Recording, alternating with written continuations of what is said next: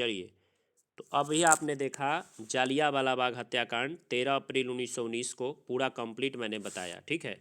अब मैं आपको ले चलता हूँ असहयोग आंदोलन की तरफ। लेकिन आप बार बार सुनते हैं कि असहयोग आंदोलन के टाइम में खिलाफत आंदोलन भी चल रहा था। क्या था खिलाफत आंदोलन, क्यों चल रहा? तो खलीफा से मैंने बताया था, खलीफा को ख़त्म करो तो खिलाफत शुरू होगी, है ना। खलीफा का पद ख़त्म किया जा रहा था, क्यों?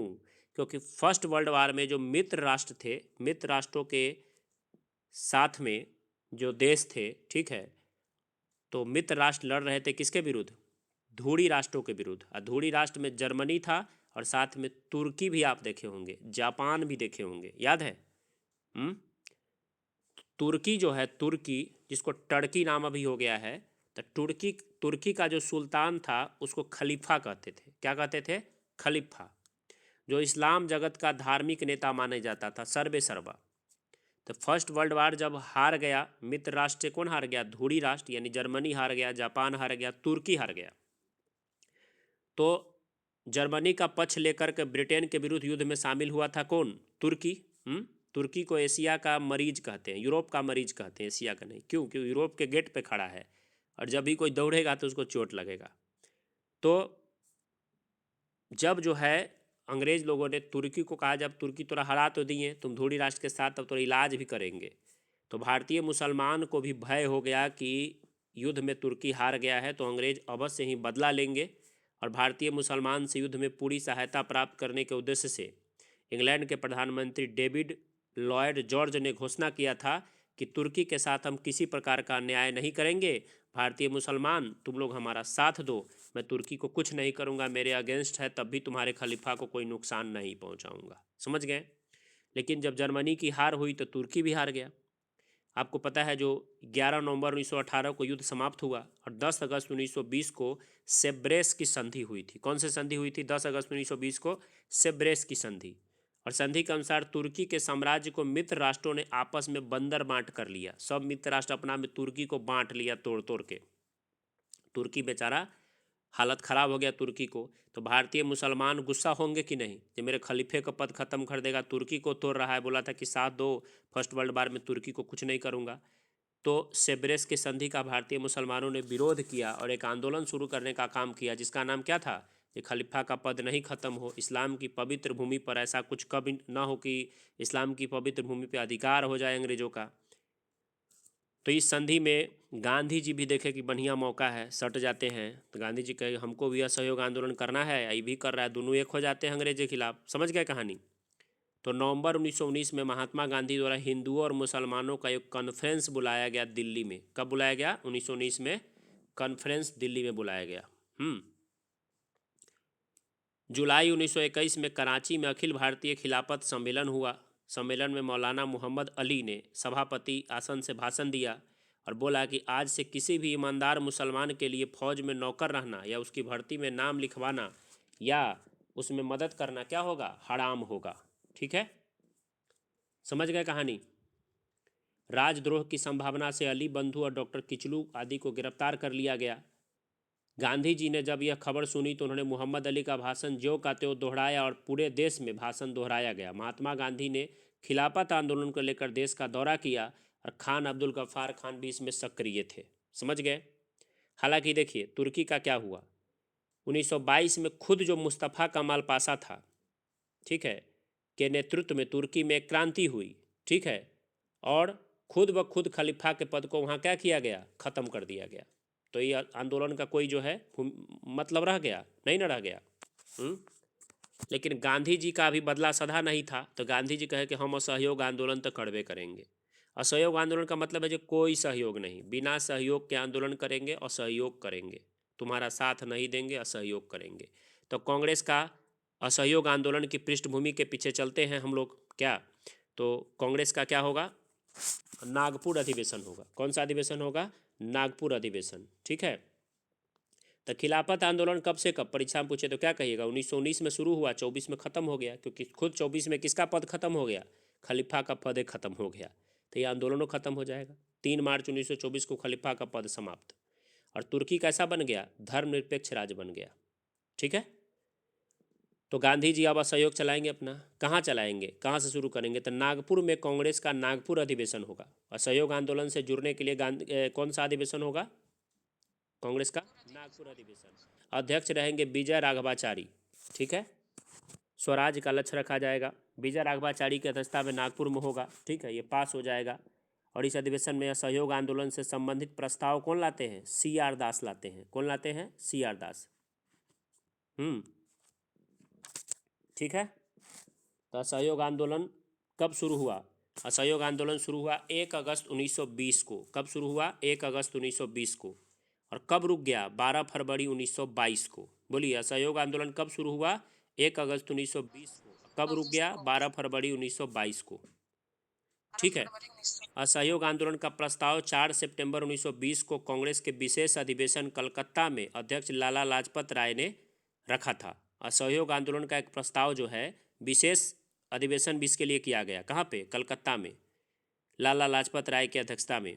और CR दास ने और लाला लाजपत राय ने क्या किया था? प्रस्ताव का 1 मिनट रुकिए। असहयोग आंदोलन का प्रस्ताव 4 सितंबर 1920 को कांग्रेस के विशेष कलकत्ता अधिवेशन में अध्यक्ष लाला लाजपत राय। प्रस्ताव का विरोध कौन किए? तो CR दास और लाला लाजपत राय ने क्या किया? प्रस्ताव का विरोध भी किया था, ये अध्यक्ष भी थे। ठीक है। असहयोग आंदोलन की पुष्टि कब हुई? तो 1920 में नागपुर के अधिवेशन में। कहाँ मान लिया गया? नागपुर अधिवेशन में। लेकिन असहयोग आंदोलन से असंतुष्ट लोग थे एनी बेसेंट, मोहम्मद अली जिन्ना, बिपिन चंद्रपाल और GS खापड़े, ये सब थे। क्या था असहयोग आंदोलन में कार्यक्रम? क्या चलाना था? स्वदेशी को बढ़ावा देना था, चरखा और खादी को लोकप्रिय बनाना था, हिंदू मुस्लिम को मजबूत बनाना था, छुआछूत को दूर करना था। ठीक है। आंदोलन के कार्यक्रमों की गतिविधियों के लिए 1 करोड़ रुपया का कोष बनाया गया, जिसका नाम तिलक स्वराज फंड रखा गया। क्या नाम रखा गया? तिलक स्वराज फंड रखा गया। और 1 अगस्त 1920 को तिलक की मृत्यु हो गई। ठीक है। कब मृत्यु हो गई तिलक की? 1 अगस्त 1920 को। तिलक स्वराज फंड पूछता है किससे जुड़ा हुआ है, तो क्या कहिएगा? असहयोग आंदोलन से। ठीक है। बहुत सारे लोगों ने क्या किया?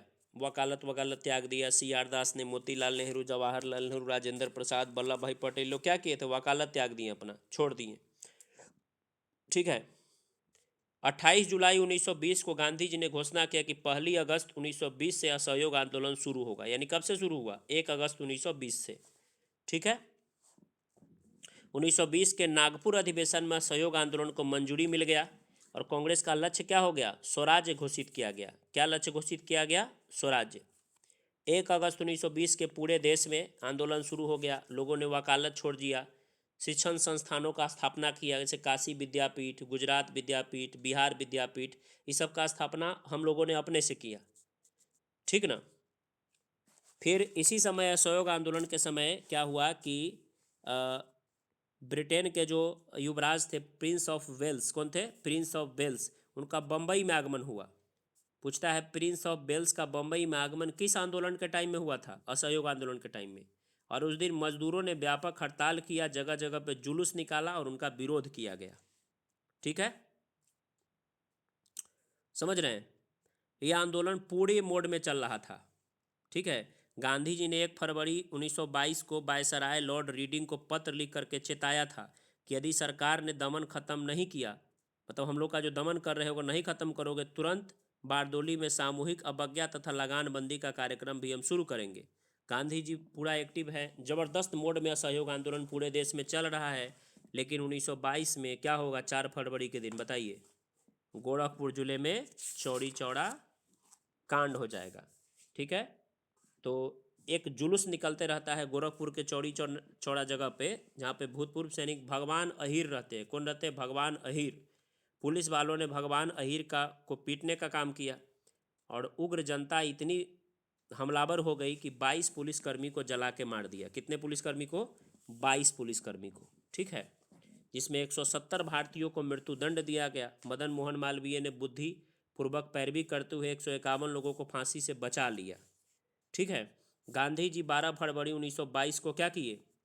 कांग्रेस कार्यकारिणी की बैठक में असहयोग आंदोलन को रोक दिए। गांधी जी के निर्णय से मोतीलाल नेहरू, सुभाष चंद्र बोस, जवाहरलाल नेहरू, CR दास, सब लोग क्या हो गए, गांधी जी से बहुत ही गुस्सा हो गए, गांधी जी का आलोचना करने लगे। ये इतना अच्छा से चल रहा था, एक छोटा सा ही हो गया तो क्यों बंद कर दिए।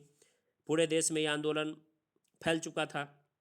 नेहरू बोले हम सबको बड़ा दुख हुआ जब हमने सुना कि हमारी लड़ाई उस समय बंद कर दी गई जब हम सफलता की ओर बढ़ रहे थे। सी आर दास ने भी अपनी प्रतिक्रिया देते हुए गांधी जी को आंदोलन को बहुत साहस से प्रारंभ करते हैं। गांधी जी को क्या बोला सी आर दास, क्या बोले जी, गांधी जी आंदोलन तो बहुत साहस से शुरू करते हैं, कुछ समय तक कुशलता से चलाते भी हैं, परंतु अंत में साहस खो करके बहक जाते हैं। ये कौन बोले, सी आर दास। सुभाष चंद्र बोस भी गांधी जी को खड़ी खोटी सुनाए, बोले उस समय जनता का उत्साह बहुत ऊंचा था, तब पीछे हटने का आदेश देना राष्ट्रीय संकट से कम थोड़ी है। ये कौन बोले, सुभाष चंद्र बोस बोले। गांधी जी को गिरफ्तार किया गया 10 मार्च 1922 को। कब गांधी जी को गिरफ्तार किया गया, 10 मार्च 1922 को। उन पर मुकदमा चला और न्यायाधीश का नाम था ब्रूमफील्ड। क्या था न्यायाधीश का नाम, ब्रूमफील्ड। वो भी गांधी जी को सुना कि गांधी जी इतना छोटा सा बात पे इतना बड़ा आंदोलन रोक दिया, तो कराते कितना महात्मा से मेरा टक्कर हो गया है। उन्होंने क्या किया, गांधी जी को मतलब स्वास्थ्य के आधार पे 1924 को रिहा कर दिया। समझ गए आप लोग, असहयोग आंदोलन। इसी असहयोग आंदोलन से गुस्सा होकर के लोगों ने कहा कि नहीं, गांधी जी से कुछ नहीं होने वाला है। एक स्वराज पार्टी का स्थापना किया गया जनवरी 1923 में, ठीक है, चित्तरंजन दास और मोतीलाल नेहरू के द्वारा। कौन सा पार्टी बना, स्वराज पार्टी। गांधी जी चल रहा है तो गांधी जी की थोड़ी कुछ और उपाधियाँ जान लीजिए। गांधी जी ने अपनी राजनीतिक आंदोलन फिर स्वराज पार्टी से हम लोग कंटिन्यू करेंगे, कल करेंगे।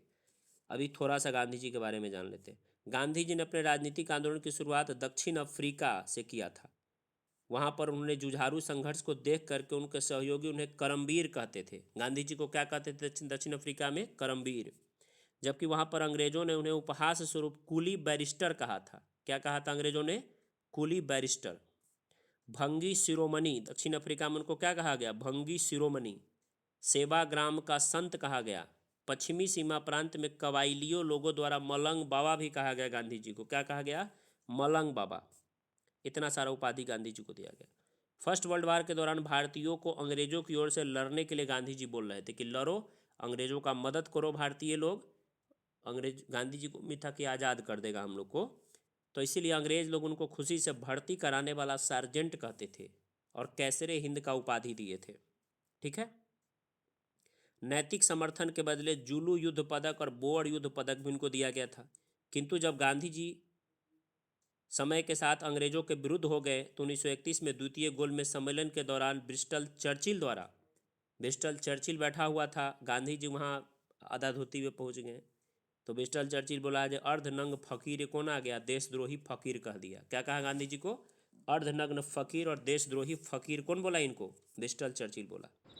महात्मा गांधी जी को चंपारण सत्याग्रह में सफल नेतृत्व के कारण महात्मा की उपाधि कौन दिए थे, रविंद्रनाथ टैगोर दिए थे, ठीक है। जबकि जवाहरलाल नेहरू उन्हें क्या कहते थे, बापू कहते थे, बापू। सुभाष चंद्र बोस उनको रंगून रेडियो से क्या कहे थे, राष्ट्रपिता कहे थे, ठीक है। भारत विभाजन के समय आपको पता है कि जब दंगा हो छिड़ गया था बंगाल में, हिंदू मुस्लिम कट के मर रहे थे, तो गांधी जी जा करके लेट गए, बोले कि पहले हमको मार दो उसके बाद तुम लोग लड़ना। ये देख करके जो है उस समय जो वायसराय थे लॉर्ड माउंटबेटन, गांधी जी को क्या बोले थे, वन मैन बाउंड्री फोर्स। बोले कि जिस दंगा को कोई नहीं रोक सकता, एक आदमी लाठी लेकर के गया है और पूरे दंगा को रोक दिया है, ये वन मैन बाउंड्री फोर्स है। कौन है, गांधी जी हैं, वन मैन बाउंड्री फोर्स। समझ में आया आप लोग को।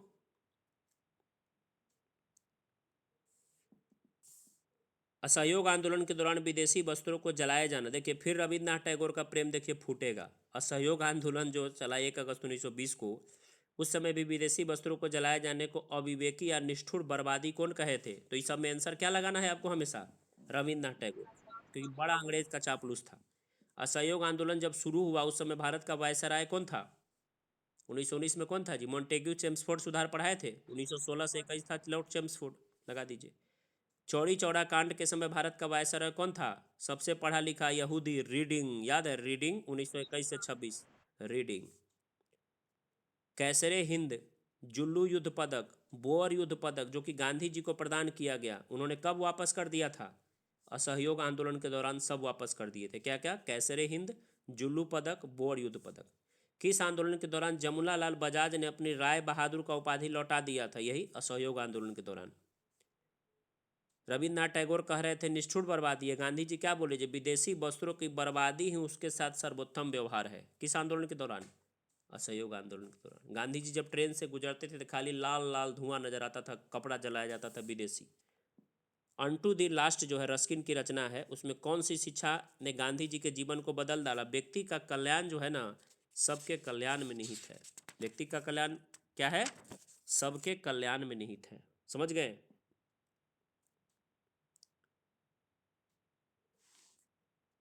बताइए, ठीक है यहाँ तक?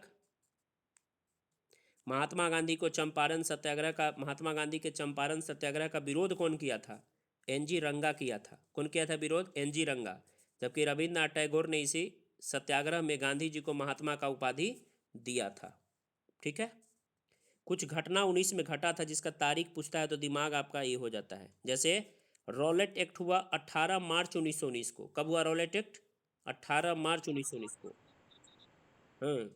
और रॉलेट सत्याग्रह शुरू हुआ कब? 6 अप्रैल 1919 को। रॉलेट एक्ट कब आया? 18 मार्च 1919 को। और रॉलेट सत्याग्रह 6 अप्रैल 1919 को। जालियांवाला बाग हत्याकांड 13 अप्रैल 1919 को। ठीक है। और कांग्रेस का अमृतसर अधिवेशन 26 से 30 दिसंबर को। ठीक है। तो आज रहने देते हैं इतना ही।